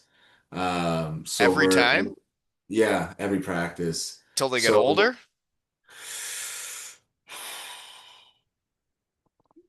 I don't know. I don't know at 18U, maybe they do, maybe at 16U, because we go every 2 years over here. But at least till 14U, you're sharing the ice. Okay, And it's the whole, I don't know if you know the ADM model down here, I hockey, have an idea. There's like a small area game kind of concept. until what But age? anyways, it's that concept. Really, it's just a way I think to um Get more kids on the ice and get get more more kids money. on the ice and get more dough. But Yep. um, there's kids that want to play, so they need to. So, anyways, we do half ice. So, what I like to do, especially with my group, since it's such a variety of skill level and skill set, is give them everything to do, compete, keep score, two teams. But now we're at a stage where we're kind of able to start thinking hockey now, not just trying to play. So I draw with a marker. I use your markers all the time, Wally. Draw a line down the middle of the ice in the offensive zone, and then it starts off 4-on-4. You're each team. Nets are across from each other, right? And it's 4-on-4. Each team starts on their own side. I throw a puck in, and it's basically a continuous 3-on-2. So a team that gets the puck, you can have three players enter on the offensive side with one D that has to stay back. They can't cross the line, right? You follow me so far? And So it then, was 4-on-4 to start. yeah, well, sorry, let me backtrack. It Thank starts off you. with, Start yeah, over because it's not 4-on-4. It's three sorry. on two. No, so sorry. There's two offensive players on one side with two D from the other team, and then two offensive players with two D on the other side. Right. Okay, so it is 4-on-4, but it starts off that way. You dump a puck in, one D is allowed to enter the offensive zone when the puck's in the offensive side of the ice. So it makes the 3-on-2. Yep. All right. Then the defensive team, they're trying to get the puck and they can skate it over or pass it over the line. And then one of the D can jump up in the offensive side, and one of the forwards or of the three playing offense can jump back on D to make it So a it's three. always a 3-on-2 in the zone, and then on the other side it's two Yeah. on one. It's always a 3-on-2. Yeah, essentially. Right. So So if they get the puck and zip it over quick, there's a 2-on-1 on the other side. it could be. Yeah, totally. But the Um, other guys can come over to help. and then the Right. other guys come over. So it's like you're supposed to talk. It's supposed to encourage talking. It's supposed to encourage like the not the D isn't always the one that has to go back to D. If the D's super tired, have a forward jump there and help 3-on-2. Right. The forward, it can be two D that jump up as long as you switch Mm. and talk. So it's I've just a way done to a similar think. drill, Yeah. but it's not going side to side. It's more kind of working on a bit of power play stuff and creating space and time, but it's the 4-on-2 on each side, right? You got Mm, four offensive guys on one side yeah, and four offensive guys on the other side. They're on different teams, and then the two defensive guys, they got to get it over to them, but it's basically a 4-on-2 on each side, and they got to go back and try to get the puck over to them, and they yeah, got to try to get the puck over to them. But yeah. yeah, We I, do the I same like thing. that because then they'd have to talk, or else there's going to be extra guys cross the line. Exactly. Then you got to blow that And shit down. like we're not capable with this group to do this, but I kind of like that squash concept that Cannon was talking about because I'm not trying to coach professionally with my age group and my skill set, but I do understand the concept that at higher levels, the older these kids get, yes, there's positions, but they need to know how to play all positions because the skill set's so high now that Oh, D aren't just D, right? So I do like the concept that, yeah, D, if you can jump in and it's the right time, get in there, go for it. Forward, if you can play D, you got to learn how to play in the defensive zone. yeah, like I think the game's changed, Totally. skill levels changed, but I haven't got in with my kids definitely in the 2 years under 13, back-to-back all Ontario champions, folks. Yes, sir. But if you haven't heard, but I don't do the first man back is the centerman Mm, until you could switch later. The centerman's the centerman and the wingers are the sure. wingers. Yeah. But when you get to a certain level, if you're the first guy back, you're the first guy back. Yeah. You know what I mean? I Yeah. that it th I'm not there yet with them, but maybe Exactly. that day will come. Yeah, exactly. You gotta get the basics down and just basic positioning down before you can really stretch them out. Because I always think too, like future, like, okay, I want to teach them this way, but like I'm teaching them a system, and it's unfair to them to teach them a system that might win games, but it's not teaching hockey sense when they go on to somebody outside of me. Like you talk about your story, man on man in college, and you get the pro and you're doing that, and the coach is like, what the hell are you doing? I don't want to be the guy that's like teaching a system that's so outside the box that Yeah. by that shit, the coach is like, "What are you doing, man? Where'd you learn this from? Wait, I'm and not playing it." I totally agree. And it's a weird one for me. My girls played a game. My son's got a game. Um, it's like a ways away, and I'm like, I could make it. I'm like, but they have a parent um YouTubing these games every game. I'm like, so why am I going to drive all the way there, watch the game, and drive all the way back? Right. Why don't I just watch it on YouTube and watch it from a different view? And I always stand at the glass, um, so I can see what the players are thinking when they're coming back to the puck in the corner. Are they shoulder checking? Are they looking to see if someone's open? And just the game looks faster from there. Um, I watched it from the YouTube angle, and it's like the scouts do, right? They're seeing what people are doing, where their positioning are, all that. They're not down at the glass seeing what a guy's looking at or what they see. They just see what they do. I watched it from the YouTube angle, and I would say it was one of the prouder moments of my life. Because as you said, maybe I wasn't the best defensive player around. Um, I watched my son's positioning as a centerman in the D zone, and I was watching it throughout the game from above, and it was like exactly what I've told him. It was exactly where I'd want a centerman to be all the time.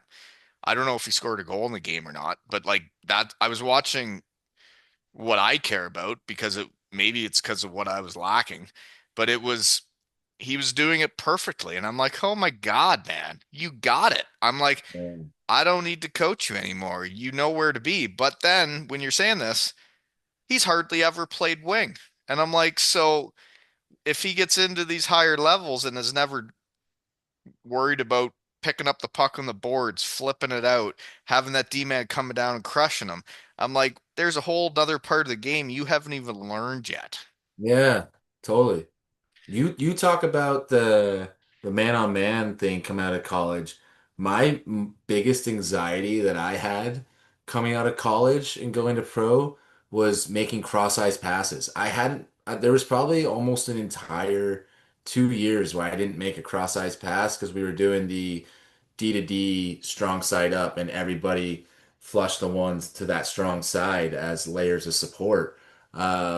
And so like there was the last month of the season, like I'd go out with Coach Fackler and before practice and just practice cross ice passes because I was just so nervous to think I'm gonna have to start making those in pro all the time. Well, and then you see them snap it around now. Like if you can't snap it around, you can't play. Totally. Like it's no, it's interesting how much the game changes. The one thing I think is coming back from what I saw, at least in the preseason in the UK, the videos I get sent is when we played, it was, if you're a team's bitch, you're a team's bitch. And like your team, the Clan, the Steelers, Belfast, they weren't just good teams. They had guys that could be tough and fight Mhm. and would step up for each other. And the teams that wouldn't step up for each other, you're like, we have you. And you Yeah. see the highlights of when we'd play each other and everybody was fighting everybody. It was because everybody was in it to win. And Mm. I think that got away from the game for a while and everybody's into these analytics and all that bullshit. And what actually matters is who mucks it up the hardest, who cares about each other the most. Um, you don't have to go out and drink a whole bunch of beers together to care about each other, but the guys need to spend time together and enjoy their time together and know each other off the ice. Families need to know each other, and then you care more about each other. And then if a guy's gonna lay in front of a shot and block it with whatever part of his body, it's because he cares about everybody on his team. That's Yeah, my I opinion. think it's so cliche to say, but I think it's so true. It's just culture and compete. Guys that know how to or people that know how to compete in any facet of life, and then culture, like not only just getting along, but mindsets. If everyone's on the same mindset and same goal, and you're willing to compete to do whatever you can to get that goal, you're gonna get teams like 2014, like Cardiff, Sheffield, Glasgow, and it's Oh gonna be man, fun those all were the way to the though last every game of the season. it was so much more fun playing that hockey than when like I'm not it is what it is. When I was playing in Denmark, we win the championship. Game 7 was intense. It was serious. But I knew we weren't going to muck it up Hmm. like we did in Sheffield, Glasgow, and Belfast the next year. I actually felt like it was coming back to the way I was raised, like playing for the Sugar Kings, and you'd get in line brawls and you'd have each other's backs, and you never knew what was going to happen on the ice. And it was like old school hockey, and I'd gotten away from that for like 7 years. And it was I just knew like when they were playing the national anthem and we're all standing at the blue line and I'm looking at you and you're looking at me and I'm like, oh God, we're gonna buck it up. Yeah. Yeah, man. Like I said, I didn't have the same success trophy wise as you, but I played on three teams in my career with a lot of winning. Once in midget hockey, once in junior, and then that last season in Brayhead. And uh, the biggest correlation of all of them was just everyone loved each other. It was so fun. Everything was fun that we did. Coming to the rink was fun. Power play penalty kill drills that I usually hate because I'm just a pawn is fun because you're competing and it's hilarious. Um, Whereas like you go to the coast and at least my experience is there, everyone's there to just try to make it and try to get to where they want to go, and then you got clicks and then you got bitching and moaning, and it's just toxic. You know, Well, it's it is. And then when you know guys are in it for themselves, it's like how do we really do this? mm, Yeah, I found when I was in the coast, we were such a ragtag bunch that nobody really thought we were going anywhere. And we weren't supposed to, that like it. brought us together. Like, so they actually don't have sticks for us. They actually don't have this. And it's like, okay, well, let's just go out and see what happens. Yeah, it almost works in your favor for Yeah, but sure. that yeah, like the AHL I thought was a weird thing, right? You come up from small town Canada where everybody's a team and everybody's in it together, and then you get there and it's like so you're getting sent down, you're getting sent up, and then you're going into the games, and then some guy gets called up to the NHL and you're seeing him play in the NHL on TV the next day, and I'm thinking, well, that's really cool. He was on my team yesterday. Where other guys are like, where the fuck's that little bitch getting called up over me? And I'm like, whoa.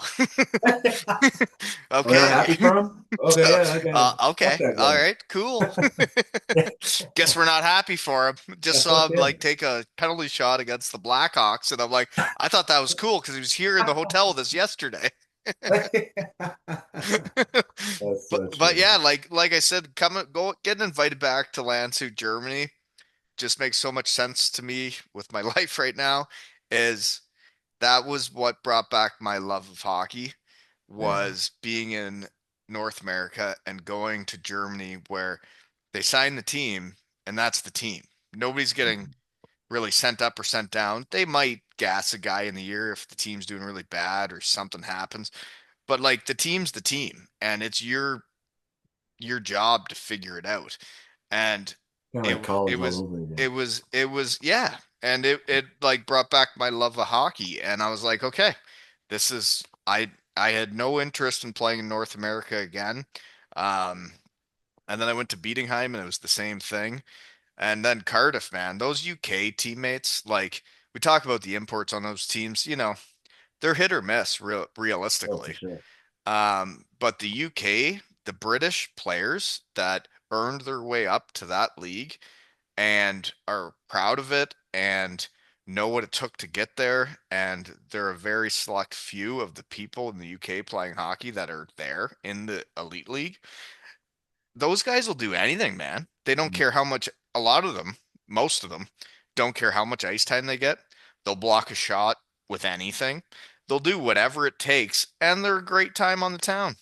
Yeah, they're happy to help you figure out life when you get over there too, I found. Like Pixie, talking about Pixie, Oh, like he was the first guy who would come up to me, ask if I need a ride anywhere, ask if I need help with anything, school stuff, whatever. Like that guy, I think I went over to his house within the first week or so and just hung out with him and Crosby. I don't know if you ever met oh Crosby. yeah, he was the dog. Yeah, yeah, yeah. Oh yeah. Yeah, man. Just No, it's been isn't it weird how certain people stick out to you and we keep talking about like the same guys and like it's Finner, Solly. I don't know if you heard about this with the chocolate throwing. He's still with Finner. They're still together. You played with them on the clan. And I do amazing. find it interesting in pro hockey, especially in Europe, if a coach moves, players move because they're their guys. Oh They're yeah. together. That's who they want to be with. And I get that. I always wanted to find that coach. Just the ones I found that were like that, we weren't successful enough together to keep it going, you know. Totally. Yeah. Yeah, but When Finner got released from Sheffield, I was just waiting for the phone call. oh man, I was waiting. when so when we got this chocolate thing going and they're going to have a pride night. This was a couple years ago, I think. Um Solly came on before the pride night. Talked about the chocolate, how it was all happening. And I'm like, so is there anything you want? And then he like pretended to be his boyfriend and talked like him. And he was like, he wants this type of chocolate. And then they won the next game out in Pride Night. And I see the video of them chucking chocolate on the ice. And I see Solly go out to center ice, pick up the chocolate that was for him, for the boyfriend. And he looks up in the crowd and he's looking at him like, you coming down? Like, are we gonna get a picture for Wally from like this happening? And then he kind of gives the like, oh, not happening. And I was like, for fuck's sakes, man, whoever this boyfriend is, fucking get down there, get a photo for me. But then the next day I got a picture. So I think Solly sent it to me, and it was like 8 or 9 chocolate bars with like this is for you, for the boyfriend. And it was from doing the podcast. And I just thought, what a crazy world. Because Solly's one of those guys that will block a shot for anybody, do Yeah. anything to play hockey, loves it, great teammate. And I've only met him through doing the podcast, but he's a guy you bring up too. And him and Finner are together. And I just find it so weird, this small hockey world. Oh yeah, Sully was a puppy when he was a rookie. Went my last year in Glasgow there. He was Um, just getting started then. he was just getting started, dude. He was seventh D man, happy to be there, always wanting to learn, talking to all of us as much as possible. I mean, I always played. I played serious, but like I was pretty loose too. Like I'd fuck around. Uh, I yeah, I'd fuck understand. around a lot on the bench and just say dumb stuff to the other team or to Sully, make one little one-liners to anybody on the bench or whatever the case was. So Try to have fun. I was having a good time always. I remember. I don't know how this went from Sully to me all of a sudden, but I remember like there was a delay penalty uh, in the second period of one of the games, and I just like little shit like just being like, oh fucking rights, I get to I just jump down, be a forward, like just stupid stuff that I have no business doing ever.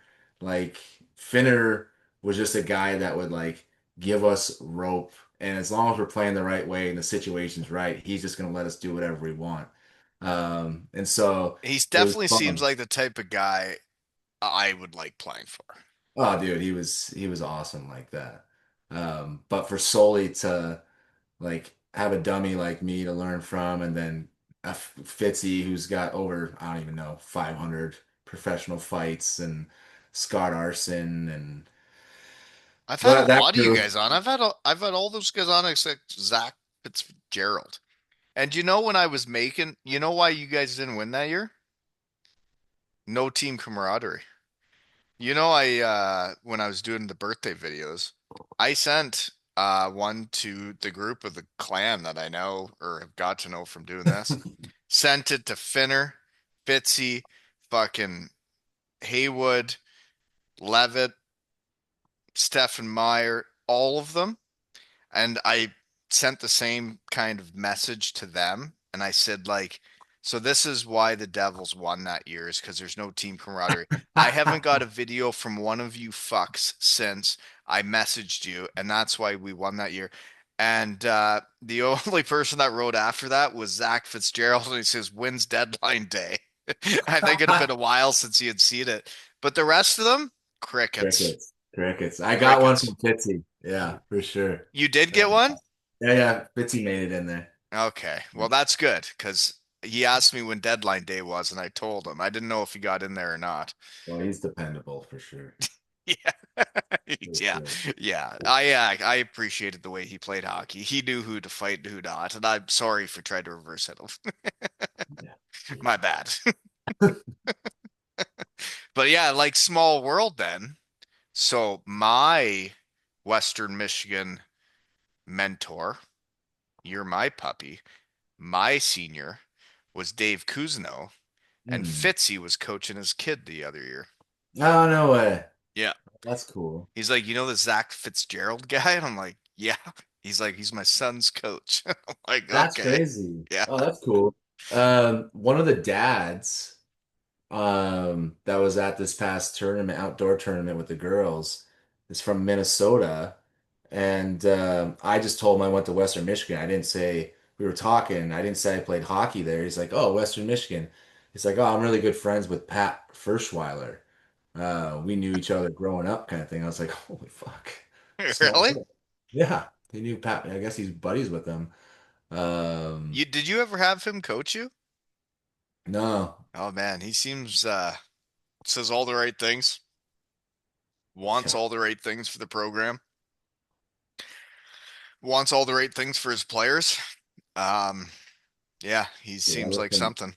I listened to his podcast with you, and he did one with you, right? Yep. Oh yeah, Yeah, right. The year they won the national championship, yeah, farm with boost. you, absolutely. And the spit and chicklets or whatever or their other one they have. Man, that guy, you definitely go through a wall for that guy. But it was crazy to hear him talk about like whoever the private funder is going on private jets and they fly around all the different arenas and facilities to see what they want in theirs. And basically, he said like anything I've asked for, he's never heard the word no. And it's Isn't like, that weird? wild of all the schools, which is unreal. But It is unreal, but okay, we're gonna have to get into this then before we shut this down. It's getting late. yeah, So, I love Lawson Ice Arena. I love the Broncos feeling like underdogs. I loved that they've made this program the way it is, um, with what they have. Um, there's a lot of places with bells and whistles. Um, I guess I worry it's gonna be one of those fancy pants schools, and that's not what the Broncos have been. We've been nitty gritty, the underdogs, and they've turned it around and done it. But like this new arena, the Lawson Lunatics, they got to go all the way downtown to be there. is that where the Uh, rink is? it's going to be downtown. Like Mm, it's not on campus, and the students can't just pregame on campus and stumble over. Like they got to get on shuttles and shit. yeah. I don't know.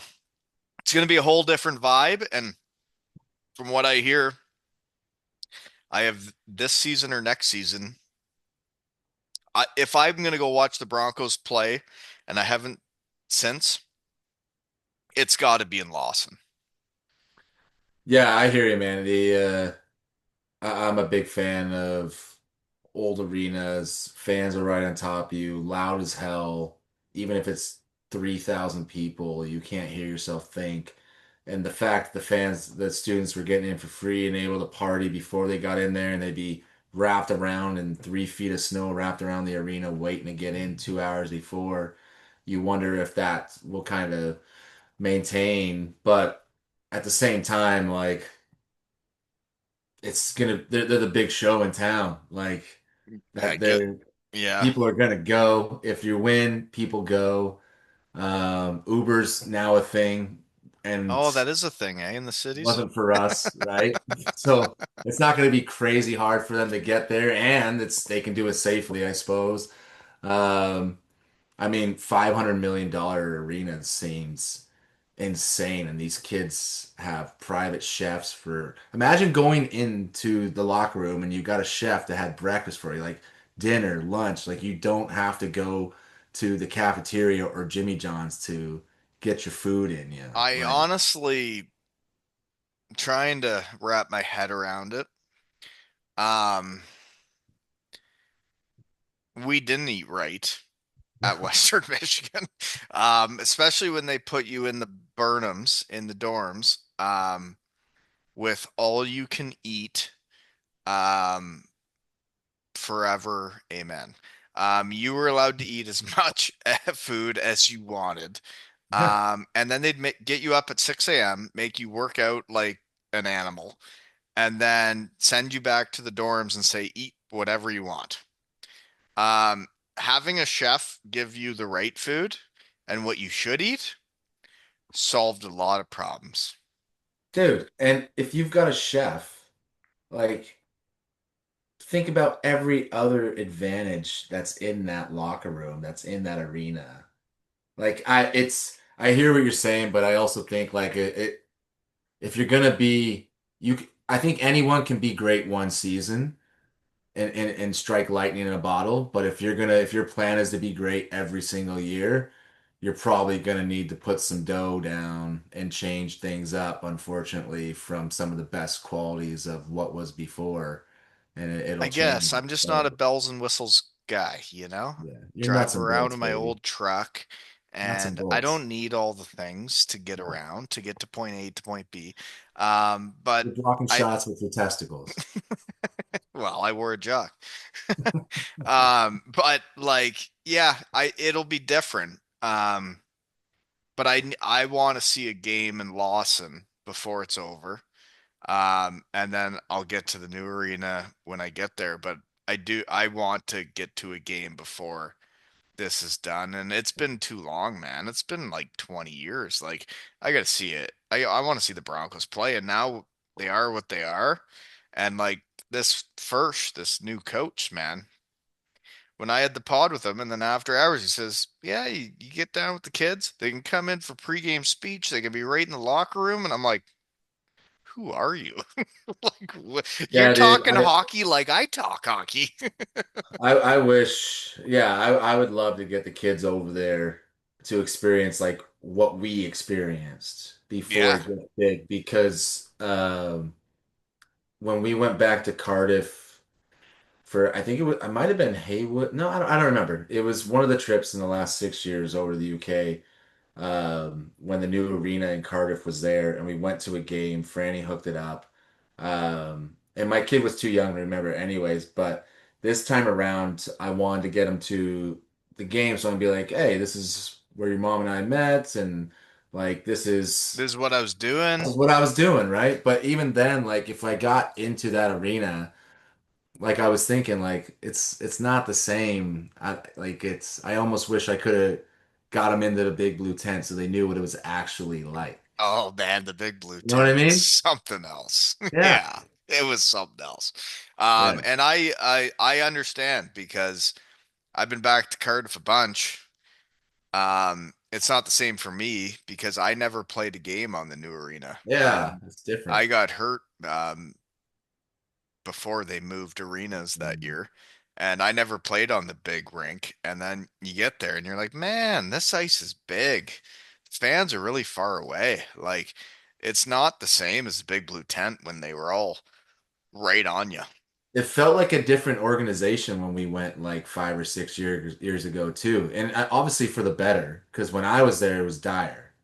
Um, a lot of situations were bad. The fans were the only like positive around the organization that um, was unbelievable that entire season. But like, yeah, just a new arena like that can just totally. Even though I was an alumni, I It almost kind of changes didn't. things, right? I kind of didn't feel like an alumni in a weird way. I was So like, the this is a weird new thing for regime. me though is like you talk about old rinks and whatever. Me going back to Landshut, Germany, the rink is still the rink, but they have upgraded it. I've seen it now compared to what I played in, where it looks like an old German rink. It now looks like a mini NHL rink, and it's the same arena.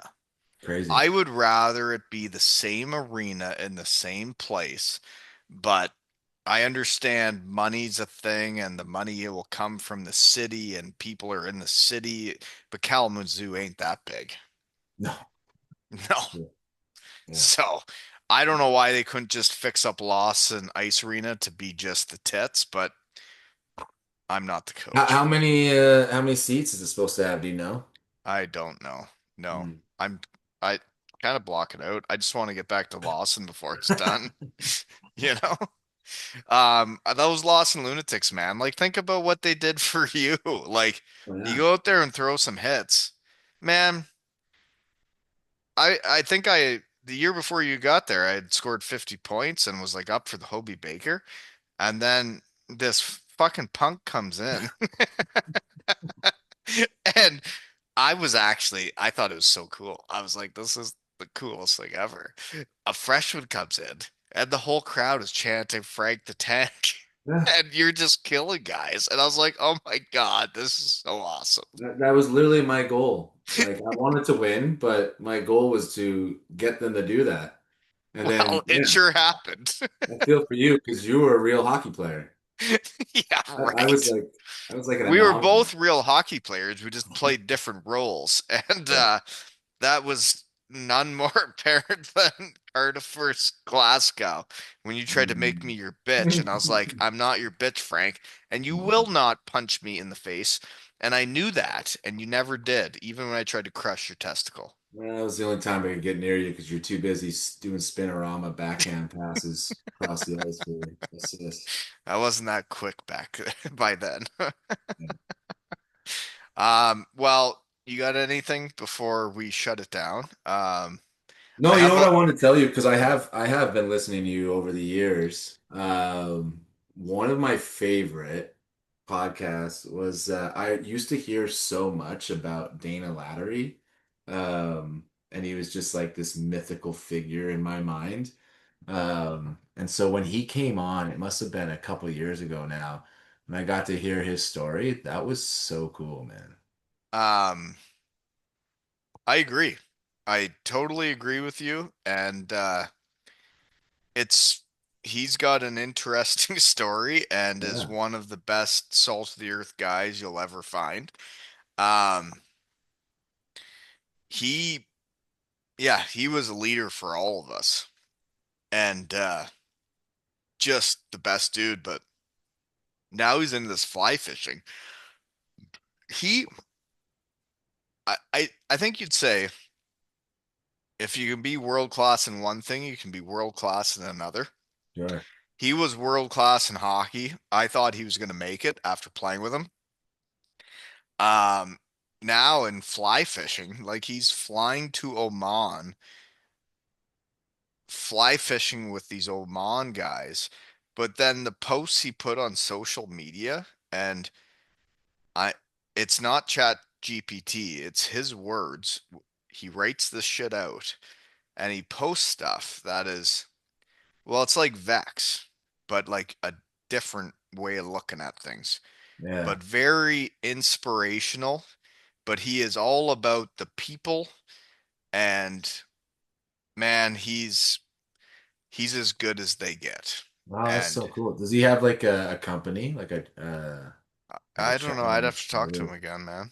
Like you said, it's been a couple of years, but like we've stayed in contact just slightly with the social media stuff. But like sometimes he writes something that just makes so much sense, and you're just like, huh, never, never thought of I it that can't way. think of anything like that. That's I, unbelievable. I would have never wrote anything like that down on paper, but you sent that out, and I was like, whoa, got Yeah. me. Got me in the feels, dude. Yeah, but like listening to him talk, listening to him, even seeing him write things on social media, you're like, well, you were the captain I needed when I got there. And one thing he that sticks out with his podcast that I still remember was going to pro, how much you missed your Bronco brothers. Yeah, yeah, And I it heard was that. almost like depression. Like Yeah. you're on this new team with these new guys that don't give a fuck about you, and you've just been with these guys that care about everything in your life, care about your family, care about who's coming to visit you, care about what went on here or there and that day, and then all of a sudden you get to a team and nobody gives a fuck. And you're like, so now we just go live our lives and we see each other at the rink. And it was the hardest adjustment for me too. And when Right. he said that, I was like, you're right. Like when I went to the HL and I realized nobody on my team cared about me except for a few, I was like, which were the good ones, which I've had on the pod.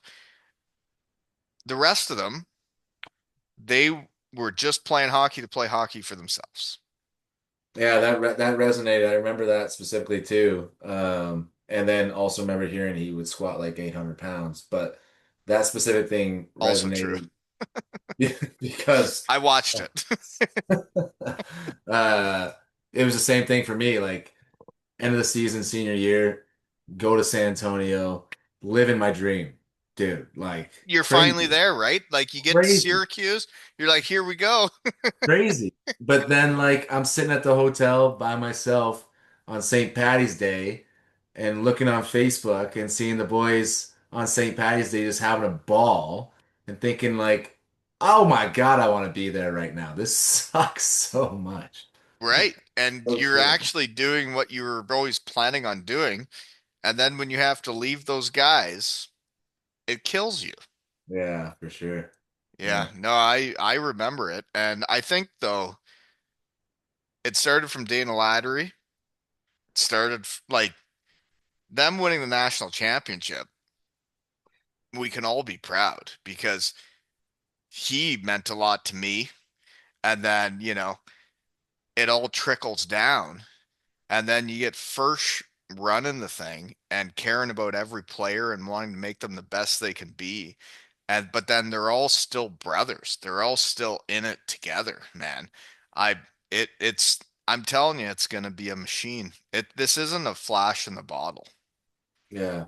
No, yeah, I think the same thing. It's too much being invested for it to be just a few season thing. I mean, it's It ain't the money. It's about the people, man. oh, Always. totally, Always totally. about the people. And But I think If Firsch is in the NHL next year, then they got to get another guy that cares that much and is the right person again. well, that's exactly it. Like I think the investment comes because of the people that they're investing in. I don't know if that's going to happen if it's with other people. Yeah. No, I it's so neat to see, man. And man, we got to I think we like I don't know how big this golf tournament can get.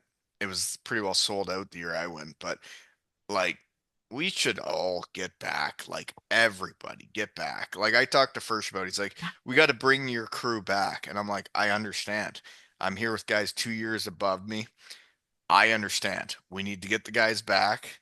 Maybe there was some sore feelings for some people, but Stretch went back this year. First No time way. ever. Yeah, oh yeah. He Right took my on. spot in the foursome because I couldn't make it. And then Stretch went back and he was like, dude, it was so fun to be back. And I'm like, no shit. We're Oh, part he of the just went family. solo? What's that? He just went solo? Well, Like, with my the foursome I was in with the year before that he all played with. okay, He okay, went with okay. them. So he Cool. took my spot because I couldn't make it. But Yeah. like to see what it's become, to be a part of it, man. But like when I got back and I see Dion, Brian Bauer, and I see Silky Smooth Steve Silver, and then I see other guys I've done had on the podcast, and I'm just like, we're all still the same. We're all cut from the same cloth. Broncos are Broncos, man. So, yeah. Oh yeah, Yeah, it's so cool. it's quite the crew of people they've put through there, when you really look at it. There's some beauties in the game of hockey that are Broncos. Yeah, man, I want you to get Ian Slater on. Well, you'd He was have to get me in unreal. contact with him. I have no I'll media try. department, no it's just me. Totally. Like Yeah, Railer's the guy that would be, or Kaner that would be in connection with him. But I mean, he's like along the same cloth as like a Lavecchio, and then what's in my mind as like a Dana Lattery, that like makes sense to me. And I warrior saw it too. focus. Yeah, he was one Yeah, of those guys that was he's a leader, a gamer. totally. Yeah, Yeah. I'll Well, work on I'm totally up for talking to him if he's willing to talk to a it. fat old guy in his farm. Okay. Well, I have to pee really bad. So, do you have any Yeah. more questions for me? No, that's it, man. Just Okay. great Well, being your face. dude, you know, as I've gotten into this, I've realized I'm not such a jock sniffer as I was at the start. Um, I wait for inspiration, wait for reasons to talk to people because, I'm good. Don't I don't need to stay so busy. But Yeah, when your uncle reaches out to me, of all people, to set up birthday calls for you, I'm like, I don't think you understand, man. I'm like, that means a lot to me. And I'm like, I'm yeah, gonna take this to heart. And I'm like, yeah, I'm gonna go do this. And I'm like, I'll see you in a month. I'll get you. And Glasgow didn't pull through. Bunch of yeah, punks yeah. that didn't Yeah. win. That's what Second happens when place, you don't, second whatever. places. But it's cool. But the Broncos pulled through. Piglet pulled through. And we made a bunch of videos. Zach Fitzgerald pulled through, which I apparently just Yeah, found out. But I thought it was really neat, and that your uncle was kind enough for yeah, me sending some messages out, helping a brother out, sent me 2 bottles of wine from yeah, out west, and thank you. Like I appreciate it because it I would do that no matter what, but that he sent me 2 bottles of wine. I was in the store here in town, and I'm like, I think there's stuff in the back or something for me. And he's like, really? I'm like, I don't know. I'm like, I think so. And he goes to the back and he gets this bottle of wine. He's like, I didn't even think they sold this in Ontario. how'd you get this in here? And I'm like, I don't know. I'm like, made some birthday messages. That's amazing. Yeah. Oh, that's I, so funny. Yeah, my uh, uncle and Jem were that was the coolest thing ever, and the fact that there's people like you that take a request like that to heart, man. Dude, it made my birthday to see all those familiar faces and voices, dude. That was no, awesome. I think it would be really neat. I thought that was really cool, and I've been a part of a few birthday messages, but when it was on me, I was like, Oh okay, shit, let's all do right, this. game on, bitches. You pull through, baby. Yeah. Always. Anyways, no, it was fun seeing your career and mucking it up against you. It wasn't that fun actually. I'm glad you retired. Didn't like any of it. Wasn't even sure if we were gonna be friends after all the stuff, but here we are. And Broncos are brothers for life, and I think it's neat the history of the Broncos where they're at now, and it's the dudes that were there, and man, so proud of you and all the dudes that were there, and then raising the puppies right that just keeps trickling down. And Best. then, they're national champions. That's something. Fucking insane, man. Also, Isn't it? I knew we would be friends because you can't be mad for too long at your babies, and us freshmen were your babies. So That's true. yeah, Yeah, I did try to show you guys hockey should be fun, even though it wasn't at the rink. no, I was trying to figure out how to enjoy life when hockey at the rink wasn't that fun. So, you set the tone, man. but it was fun when we played at Lawson and So win. But yeah. Okay. I have to pee really bad, and I love seeing you, and this has been a great time. Thank you. good man, Wally. This has been another episode of Two L's and Hockey Tales with Chris the wait, Frank the Tank. What was I gonna Yeah, say? that's the one. Yeah, Frank the Tank and Wally.